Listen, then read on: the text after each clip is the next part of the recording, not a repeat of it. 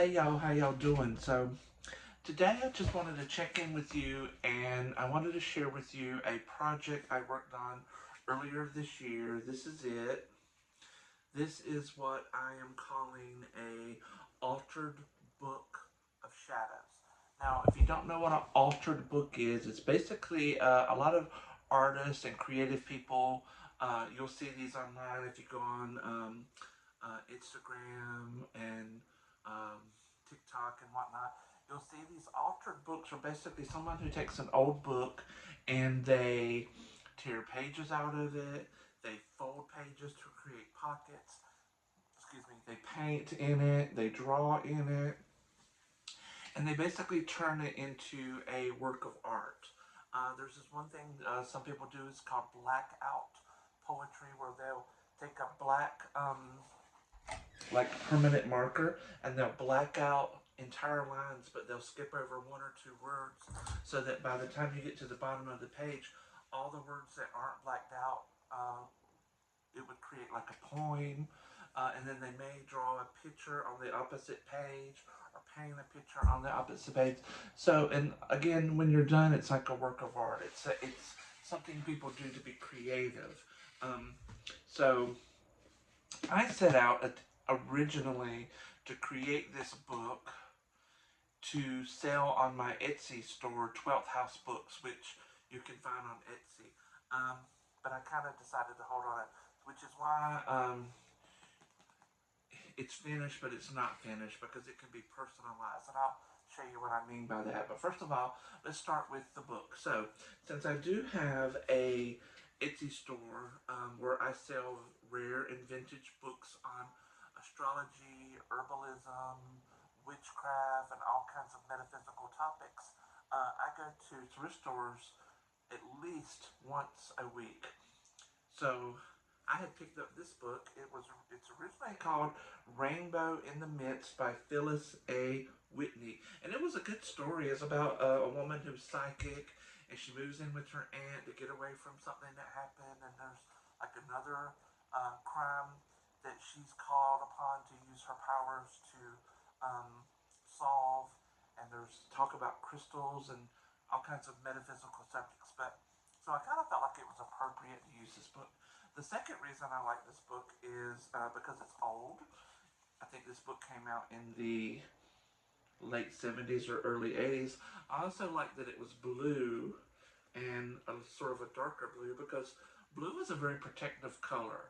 A lot of people go towards black with protection, but blue is a very protective color, just like the Hank blue that people use to paint their front porches with in the South. Excuse me. My throat's dry. And I just happen to have the sticker. I put the sticker on it later. Um, and how I created this book was one afternoon, just watching TV. I sat down with a glue stick like this, or several of them, and just taking my time while I watched a documentary. I think it was on the life and work of Gene Wilder. I glued every other page together because I knew I would be painting and gluing and cutting and all kinds of things. So you want the pages to be kind of durable. Plus, I think this book was like 300 and something pages. 278 or about 280 pages. And I know I didn't want to use 280 pages. It would have just been too much. Because when I was done, it wouldn't have closed like this. It would have been more like, you know. So I just took my time. I glued every other page together, and then I set it aside to let the glue fully dry. And then the next day, uh, I wanted a name for this book because remember I was going to sell this, and I had this image which I'm about to show you, and I put it on the inside cover of the book, and the name just came to me. So I called this the Flying Witches Book of Shadows. Don't you like that? And then I have, see, the pages are really thick. And then I have like a book blessing. It says, by virtue of this spell I cast, no evil shall this book trespass, and only those whose heart is pure shall freely through these pages tour.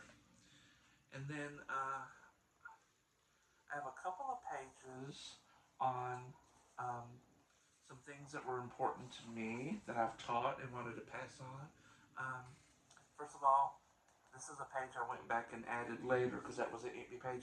It's a definition of magic, and I guess I should go down and attribute that to Aleister Crowley. Then I have this is basically a preface on crafting effective spells. And then this is what I wanted to show you. So I had some paint, so I painted this picture. You can see it. It's 3 essentials of magic, which is time, space, and energy.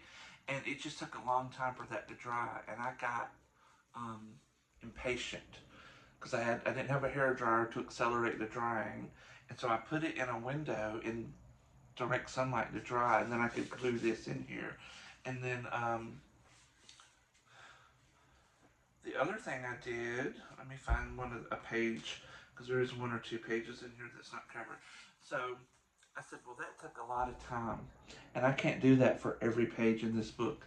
So what I decided to do was I took different markers and I just drew lines through all the copy in this book because I knew I would be gluing over it and gluing over it, but I didn't want the words to sort of stand out. I wanted it to become kind of like a background. There is another page where I tried something. Here you can see where, I'm trying to hold this one page, where I had this stencil and I just drew a bunch of circles in different colors, and I was like, well, okay, I can't do that for every page either, because ultimately I would have liked to have done a different design on each page, but it would have just took too long. Now, you saw a little bit of the preface of the book, but basically this book is divided into 3 sections. The first section I called intentions, and these are a list of, I think, about 21 intentions here that you might come across in your life as a witch or a magical practitioner, where you would want to manifest something or push something away from you. So they're like, I'll just read them really quick. Attraction, banishing, binding, blessing, cleansing, cursing, dreams, employment, healing, justice, love, luck, money, power, protection, psychicism, reversing, sex, success, travel, and way opener. So I just thought that was a good, well-rounded list of intentions. And then what I did was I dedicated 2 pages to each one of those intentions, and I divided it up. So first of all, I printed this out on my printer, and as you can see, and you'll see more in later pages, I tried to make these words as big as possible because, like, I'm going to be 52 next month. You see I wear glasses. I didn't want to have to squint, so I made these words kind of big. And then, as you can see, I have this divided up. I have pretty much every page divided up the same way. So I have like the moon phase, colors, day of the week, and then I get into herbs and essential oils, crystals, and then not every page, because it depended on space. I have a section called miscellaneous, where I use like the tarot card for imagery, the rune that would go with that for possibly carving on a candle or making a sigil, and then the planet. But really, if you have the day as Sunday, you know the planet is the sun, or Saturday is or you know. The other thing I wanted to note on here is under herbs and essential oils, these are interchangeable because all these essential oils are pretty much derived from an herb. So let's say you don't have any of these herbs, you can substitute a essential oil in its herb form or vice versa. The other thing I want to go ahead and talk about is, as you see different pages in here, where I've shown pages before, I've heard people say, oh, why did you choose this herb for that intention? I have never heard of anyone using that herb for that intention. Well, there are spiritual traditions that have uses for specific herbs. For example, witchcraft and hoodoo all have, and they may share correspondences, but in other cases, you might hear someone who practices Wicca or witchcraft not use an herb that a hoodoo practitioner will use for the same intention. And um,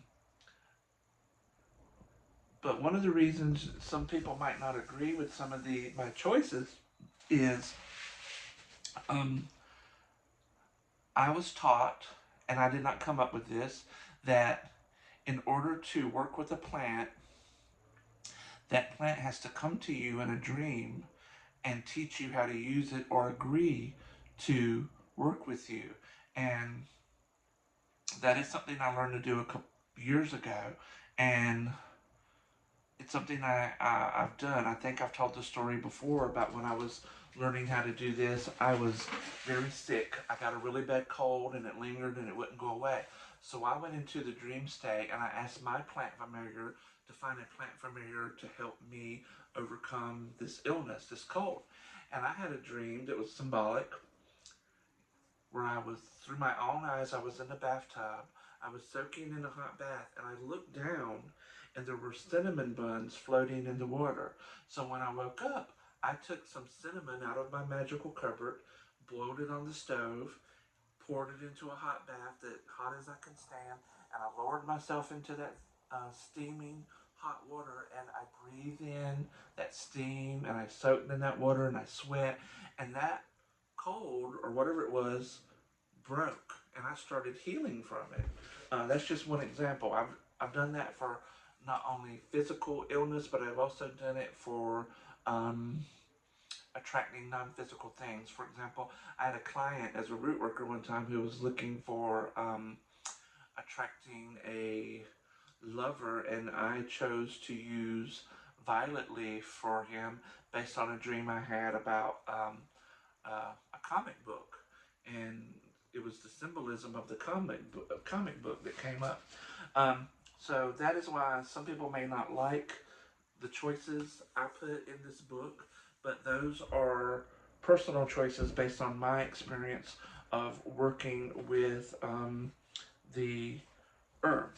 Now, I told you this book is divided into three sections. First section is intention.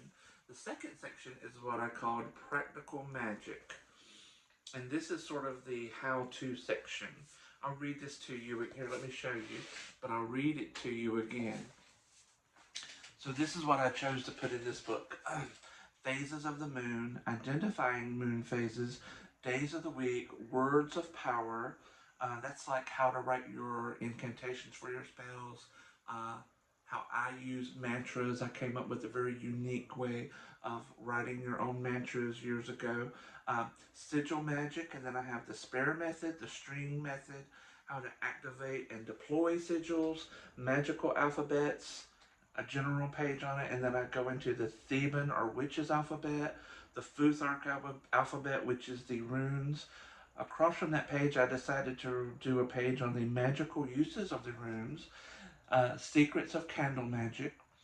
That's basically how to do a candle spell, and how to anoint candles, candle flipping, or what some people call candle budding, signs from candle burning, puppets, the naming ceremony. That's how to call in the spirit of a person into a doll before you use it, bundles or mojo bags, bundle blessing ceremony, the magic of crystals, crystal shapes. That's like different shapes of crystals and what they can mean and how they're used. How to charge crystals and on the use of crystals. So I don't like the way this page, well, I'll show it to you because I'm not perfect. I don't like the way that page came out with the color, but you know what? Nobody's perfect. So that's the page on phases of the moon, words of power, days of the week. Here, I'll show you the mantras so someone can pause and screenshot that and steal that from me and take credit for how I write my mantras. And again, as you can see, I made these big because, like I said, I don't want to squint. And finally, the third section of this book is what I decided to call the grimoire. Because I couldn't think of it. I didn't want to call it the Book of Spells, the Spell Book. I already called this a Book of Shadows, so I called it the Grimoire. And this is about 45 pages of original spells and rituals that I wrote. And what I did to get all of these was I took all my journals, all my Book of Shadows, all my grimoires, all my notebooks, and I typed all the spells I've ever written into AI. I put the name of the spell and I put what it was for, because you know, just so there was no confusion. And I can't remember my exact prompt, but I basically told the AI, I have 45 pages in my Book of Shadows to add one spell to each page. Analyze these spells and give me, how did I say it? Something along the lines, I wanted the widest variety of spells that I could include in the book, um, that would also be more likely that a person, the average witch or the average person, would need to cast sometime in their life. So, like, let's say I had a spell in my Book of Shadows for, oh God, how to communicate with shrimp. Those of you who watch Buffy will get that reference. I can't imagine a time in my life when I need to talk to a shrimp. So that spell did not make it into the book. But you know, things like, oh, love spells, how to cleanse your aura, to discourage an admirer, a Midas touch spell, spell for mending fences and in crossing paths, healing to disarm an enemy, abundance ritual for protection, a cord cutting ritual, a truth spell to call back your power, reversing spells, a spell to bless your name, the kindness catalyst, success at work mojo, to break a curse, to assert your agency.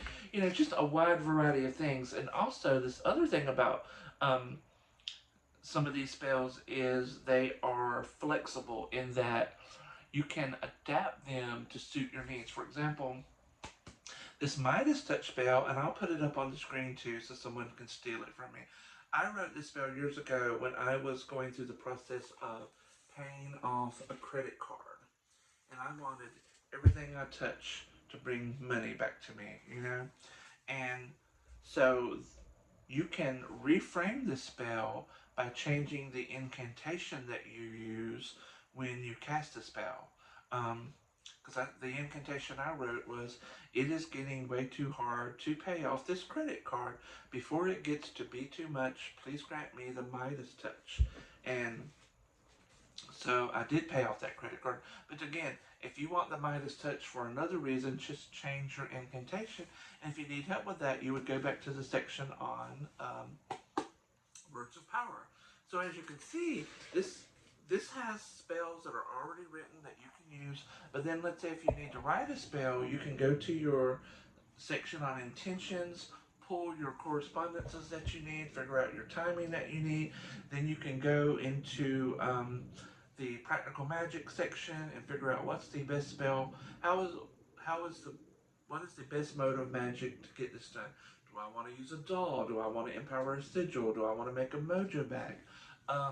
Again, the book, because there is a finite number of pages, I had to decide what I wanted to put in the book and what I wanted to take out of the book, which is why I didn't put anything in there on divination,